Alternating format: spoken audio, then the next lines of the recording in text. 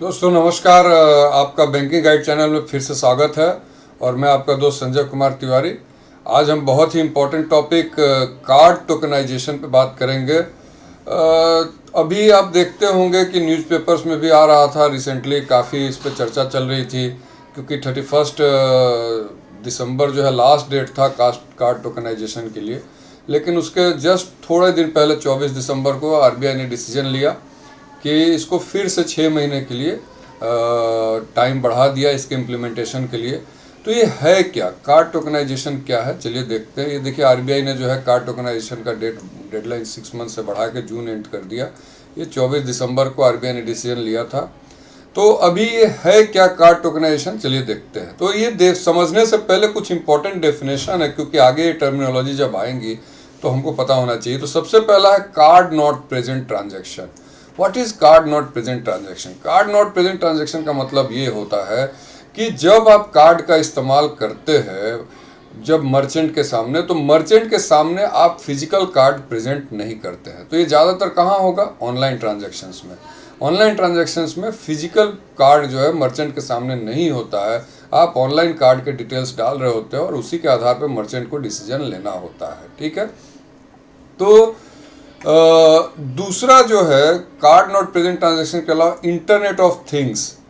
ये टर्म, इसका मतलब ये है कि कोई भी फिजिकल ऑब्जेक्ट जो कनेक्ट होता हो इंटरनेट से, और जिस पे जैसे कि आपका फिटनेस ट्रैकर हो गया, थर्मोस्टेट, लॉक, अप्लाई, कोई भी, इवन लाइट बल्ब, तो कोई भी अप्लायंस जो इंटरनेट से कनेक्ट होता हो और उस पर कोई ट्रांजैक्शन किया जा सकता हो, तो इंटरनेट ऑफ थिंग्स।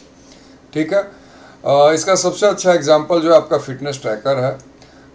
इसके अलावा अभी तो आजकल गाड़ियां भी, आप देखिए, आई इनसाइड इंटरनेट के साथ गाड़ियां आ रही हैं, तो ये सब आईओटी में आएगा। इसके अलावा तीसरा जो टर्म आपको समझना है, that is called on file. Card on file क्या है? It is the process of collecting and storing payment credentials of for future use. तो आप देखते होंगे कि बहुत सारे मर्चेंट्स जो है, जैसे अमेजन है, फ्लिपकार्ट है, वहाँ आप जब कोई पेमेंट करते हैं तो वो आपसे पूछते हैं कि can we store this card data for future use. तो वो जो स्टोर करते हैं, data is called card on file. ठीक है। तो ये it is fundamental to the commerce ecosystem. तो जो ई कॉमर्स इकोसिस्टम अभी है उसके लिए बहुत कॉमन है और बहुत इम्पॉर्टेंट भी है। तो ये टर्म अगर आप समझ गए हो तो हम आगे बढ़ते हैं और हम देखते हैं कि ये टोकनाइजेशन की शुरुआत कैसे हुई। तो अभी आप देख सकते हैं दोस्तों कि अभी जो हमारे जो पेमेंट करने का तरीका है बिल्कुल बदलते जा रहा है। Now we are using our PC, smartphone, wearable devices. आजकल देखिए वेयरेबल डिवाइसेस, वॉच आ रहा है, आपका फिटनेस ट्रैकर आ रहा है, इन सब से भी ट्रांजेक्शन्स किए जा सकते हैं। इवन कार्स आर यूज, क्योंकि कार्स भी अब स्मार्ट कार्स आ रही हैं। तो अभी पेमेंट के लिए इन तमाम चीज़ों का इस्तेमाल हो रहा है। इसके अलावा card not present transactions market जो है बहुत एक्सपोनेंशियली बढ़ता जा रहा है, जिसमें कि आप जो कि e commerce, m commerce, e commerce मतलब इलेक्ट्रॉनिक कॉमर्स, एम कॉमर्स मतलब mobile commerce, and then internet of things अभी हमने देखा क्या होता है। तो ये सब चीज़ें इमर्ज कर रही है, मेच्योर कर रही हैं। और the use of card on file can be divided into recurring payments. जैसे कार्ड ऑन फाइल में आप देखते होंगे कि कुछ, जैसे आपका, जैसे मान लो कि नेटफ्लिक्स का पेमेंट हर महीने देना है, तो रिकरिंग पेमेंट हो गया, तो उसके लिए आपका हो सकता है card on file. Then one click ordering भी हो सकता है, इन ऐप पेमेंट भी हो सकता है, आईओटी पेमेंट्स, तो तमाम तरह के कार्ड ऑन फाइल पेमेंट्स भी होते हैं। अभी इसमें ये तो ठीक है, लेकिन ये जो कन्वीनियंस है कि आप कहीं से भी पेमेंट कर ले रहे हैं और ये तमाम चीज़ें, इसका कॉस्ट क्या है, इसका रिस्क क्या है? तो जो कार्ड ऑन फाइल जो है ये कन्वीनियंस तो देता है, but they are creating challenges. CNP fraud continues to surge world wide and is in billions of dollars. तो CNP fraud is in billions of dollars, पहली चीज। दूसरी चीज कि अब CNP फ्रॉड को रोकने के लिए जो मर्चेंट्स हैं वो क्या करते हैं, तमाम तरह के सिक्योरिटी सिस्टम्स डिप्लॉय करते हैं, जैसे 3D secure, validation services, historical data, real time monitoring, analytics, ये तमाम चीज़ों का सहारा मर्चेंट्स लेते हैं, and as well as manual screening. But what is this doing? This is unnecessary. What it is doing, false transaction declines are outstripping the amount of actual fraud by over 13 times. तो ये इतनी security systems जो merchants लगाते हैं उसकी वजह से जो जेन्युइन ट्रांजैक्शंस है वो भी डिक्लाइन होते हैं, और उसका रेट क्या है, तो फ्रॉड ट्रांजैक्शंस से 13 टाइम्स जेन्युइन ट्रांजैक्शंस डिक्लाइन हो रहा है। तो ये मर्चेंट्स के लिए लॉस है इसका बहुत बड़ा। तो ये जो कन्वीनियंस है इसका, ये आप एक तरफ तो फ्रॉड बढ़ रहा है और दूसरी तरफ फ्रॉड रोकने के लिए इंतजाम करने से बिजनेस पे असर पड़ रहा है। तो अब देखते हैं कि इसमें आरबीआई ने क्या कहा। आरबीआई ने सबसे पहले मार्च 2020 में कहा, जब आरबीआई ने guidelines on regulation of payment aggregators and payment gateways किया, तब आरबीआई ने कहा कि भाई देखो, neither the authorised payment aggregators nor the merchants on boarded by them shall store customer card credentials. ये पहली बार आरबीआई ने मार्च 2020 में कहा था, ठीक है। और तब से आरबीआई बार बार डेट बढ़ाते जा रही है। लास्ट जो था वो जनवरी 1, 2022 से इसको इम्प्लीमेंट करना था, but again as I have told in the earlier slide also that now the date is extended to 30th June 2022। और उसके बाद आरबीआई ने कहा है कि no entity in card transaction payment chain other than card issuer and card network shall store the actual card data. तो actual card data जो है केवल कार्ड इश्यूअर और कार्ड नेटवर्क के अलावा कोई भी स्टोर नहीं कर पाएगा, और पहले से अगर कुछ स्टोर किया हुआ है तो इट शैल बी पर्ज्ड, मतलब डिलीट करना पड़ेगा। This is RBI's instructions. और इसके अलावा आरबीआई ने कहा कि ट्रांजैक्शन ट्रैकिंग और रिकंसिलिएशन पर्पस के लिए लास्ट 4 डिजिट्स ही कार्ड का इस्तेमाल किया जाएगा, कार्ड नंबर का और कार्ड इश्यूअर का नाम, बस इतना ही आप मतलब पब्लिक डोमेन में, मतलब मर्चेंट्स या कहीं भी रिकंसिलिएशन पर्पस के यूज कर सकते हैं। Last 4 digits of actual card number and card issuers name, इसके अलावा नहीं स्टोर किया जा सकता। So now what is the meaning of, क्या मतलब है कार्ड टोकनाइजेशन का? गाइडलाइन तो आरबीआई ने दे दिया। अब इसका मतलब ये है कि आरबीआई ने कहा है कि replacement of actual card details with alternate code which is called token, ठीक है। एंड इट विल बी, अब टोकन जो बनाएंगे वो किन किन चीज़ों को कंबाइन करके बनाएंगे, ये हम लोगों को नहीं बनाना है, ये तो टेक्नोलॉजी से बनेगा। बट इसमें कम्बिनेशन क्या होगा, तो कार्ड का डिटेल्स का होगा टोकन रिक्वेस्टर। टोकन रिक्वेस्टर कौन होगा, तो जैसे मर्चेंट है, अभी मर्चेंट पे जब आप कुछ खरीदने जाएंगे तो मर्चेंट क्या करेगा, टोकन रिक्वेस्ट करेगा कार्ड इशूइंग कंपनी से। तो the entity which accepts request from the customer for tokenisation, ठीक है। तो card token requester and the device और द मर्चेंट, ये सब मिला के and they will be issuing some token code. तो ये कोडिंग तो अपना वो अपने हिसाब से करेंगे, वो हमारा, लेकिन ये टोकन इस तरह से बनेगा जिसमें कि कार्ड का भी कुछ डिटेल्स लिया जाएगा, बट सब कुछ मिला के ऐसा बनाया जाएगा कि जिससे दूर दूर तक आपको पता नहीं चलेगा कि ये कार्ड नंबर है, और कार्ड नंबर से कोई दूर दूर तक उसका तालमेल नहीं रहेगा। Tokenised card transaction is considered safer as well as the actual card details are not shared with the merchant during transaction. तो मर्चेंट के पास एक्चुअल कार्ड डिटेल्स नहीं जाएगा, इसीलिए ये सेफ है। और मर्चेंट ओनली स्टोर्स क्या, टोकन्स। तो अब मर्चेंट क्या करेंगे, जहां हमारा एक्चुअल कार्ड डिटेल मर्चेंट रखते थे उसकी जगह सिर्फ अब वो टोकन ही स्टोर कर पाएंगे, ठीक है।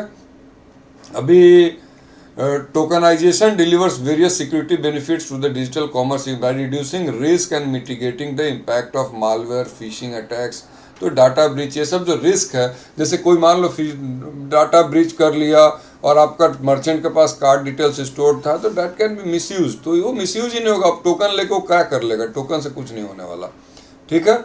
It significantly increases the convenience for consumers, create efficiencies for merchants, क्योंकि मर्चेंट्स का जो रिजेक्शन रेट है वो कम हो जाएगा, ठीक है। एंड इवन अगर कार्ड लॉस्ट है या कार्ड एक्सपायर हो गया तो उस केस में भी कंज्यूमर का जो है पेमेंट डिटेल इंस्टेंटली रिफ्रेश हो जाएगा टोकनाइजेशन की वजह से।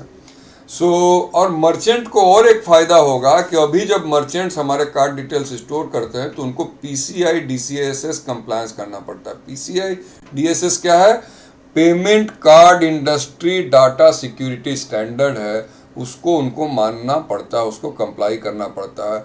जब वो कार्ड डिटेल हमारा स्टोर ही नहीं करेंगे तो इस झंझट से भी वो बच जाएंगे। ठीक है, अब देखते हैं कि आरबीआई ने शुरुआत जब किया था इसका, तो आरबीआई ने सिर्फ मोबाइल फोन और टैबलेट पे ही कहा था कि परमिटेड डिवाइस होगा for device based tokenisation, but now they have extended to laptops, desktops, wearables जिसमें wrist watch, bands etcetera, and then internet of things. तो लगभग सारे डिवाइसेस अब आरबीआई ने परमिट कर दिए हैं टोकनाइजेशन के लिए, क्योंकि आपको मैंने बोला कि टोकनाइजेशन के टाइम में डिवाइस से भी लिंक होता है। मतलब आप जब डिवाइस चेंज करेंगे तो आपका टोकन काम नहीं करेगा, तो वो सेम डिवाइस आपको यूज करना पड़ेगा अगर टोकनाइजेशन करके आप पेमेंट करना चाहते हैं।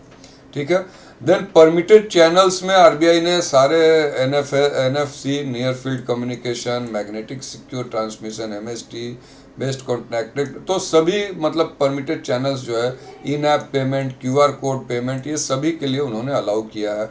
इसके अलावा टोकन स्टोरेज मैकेनिज्म जो है वो क्लाउड पे भी होगा, secure element, trusted execution environment. तो ये सारे गाइडलाइंस आरबीआई के है कि किस तरह से परमिटेड डिवाइस क्या होगा, कैसे स्टोरेज होगा, परमिटेड चैनल्स क्या होगा। देन कमिंग टू कंडीशंस, ये भी आरबीआई ने दिया है कि जो कस्टमर्स टोकनाइजेशन के लिए रजिस्टर करेंगे उसका क्या सिस्टम होगा। तो registration of card on tokens requesters app shall be done only with explicit customer consent. तो बिना कस्टमर की इजाज़त के टोकनाइजेशन नहीं होगा, उसके लिए एडिशनल फास्ट फैक्टर ऑथेंटिकेशन होगा। एडिशनल फैक्टर ऑथेंटिकेशन का मतलब ये होता है कि जैसे आप देखते होंगे कि कोई आप कहीं पे कोई रजिस्टर करने जाते हैं तो आपको आपके पास जो है कोई ओटीपी आता है, तो वो सब एडिशनल फैक्टर ऑथेंटिकेशन बोलते हैं, वो ऑथेंटिकेट करने के लिए कि आप ही हैं। ठीक है, and this tokenisation will not be done by force और बाय डिफॉल्ट नहीं कर देंगे टोकनाइजेशन, मतलब बिना कस्टमर के परमिशन के नहीं होगा। इसके अलावा customers have the option to register, de register their card for a particular use case. तो कस्टमर किसी एक पर्टिकुलर, मान लो किसी साइट पे उसने रजिस्टर किया, फिर वो चाहे तो रजिस्टर भी कर सकता है, कोई उसके लिए कोई रोक नहीं सकता है। ठीक है, कोई फोर्स नहीं कर सकता उसको। Then customer shall be given option to set और modify per transaction and daily transaction limit. ये भी कस्टमर को होगा कि भाई इस टोकन पे हम इतने से ज़्यादा का ट्रांजैक्शन नहीं करेंगे, तो वो भी कस्टमर के पास ऑप्शन होगा। And customer shall be free to use any of the cards registered with token requester app. तो उनको भी ऐसा नहीं कि तो they will be have that freedom also to use any of the cards that are registered. अब अभी tokenization का जो इम्प्लीमेंटेशन ओवरऑल है, इसमें इतना टाइम जो लग रहा है, इसके पीछे कारण क्या है, तो इसके स्टेप्स क्या है। पहले टोकन के लिए प्रोविजनिंग, मतलब उसके लिए टोकन के लिए अब जो कार्ड नंबर्स है they should be convertible into token. Cards ऐसे होने चाहिए they should be convertible into token. मतलब क्या है कि जो कार्ड नेटवर्क है उनको उस तरह के लिए रेलेवेंट इंफ्रास्ट्रक्चर तैयार करना पड़ेगा, क्योंकि अभी तक कार्ड नेटवर्क के पास ऐसा इंफ्रास्ट्रक्चर नहीं था। ठीक है, दूसरा टोकन प्रोसेसिंग।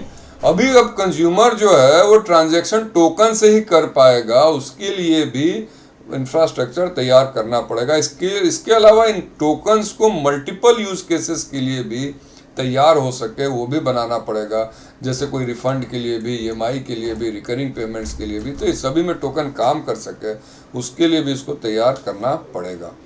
देन आरबीआई से ज़्यादा टाइम क्यों मांगा जा रहा है बार बार, तो इसके लिए टोकनाइजेशन के लिए बैंक्स, कार्ड स्कीम्स, एग्रीगेटर्स, इसके अलावा मर्चेंट, सभी को साथ आना पड़ेगा, which requires time and preparation. There are three major players in this, that are banks, intermediary payment systems and your merchants. ठीक है, अभी जब बैंक्स और पेमेंट सिस्टम्स तैयार हो जाएंगे तब इनका मानना है कि उसके बाद मिनिमम 6 मंथ मर्चेंट को देना पड़ेगा उनको रेडी होने के लिए। तो इसीलिए लग रहा है कि जो आरबीआई डेडलाइन देती है उसमें नहीं हो पाता, इसीलिए फिर से आरबीआई ने 6 महीने बढ़ाया है कि अब ये आप कंप्लीट कर लो।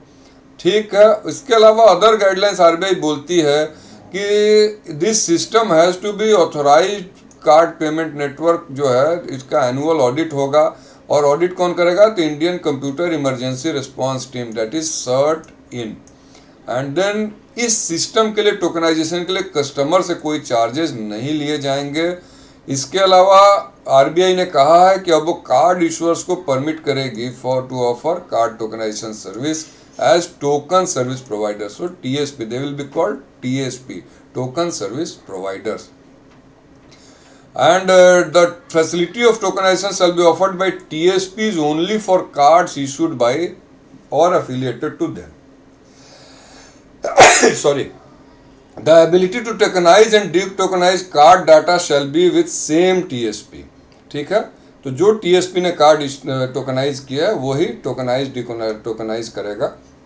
And whenever card is renewed or replaced, the card issuer shall seek explicit consent of card holder.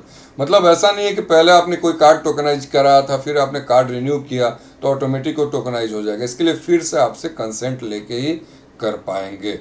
ठीक है, तो this is all my dear friends about tokenisation. Thank you very much for watching my videos. I am very happy you people are watching my videos, liking it and subscribing to it. So please please please subscribe to the channel. Thank you, thanks a lot.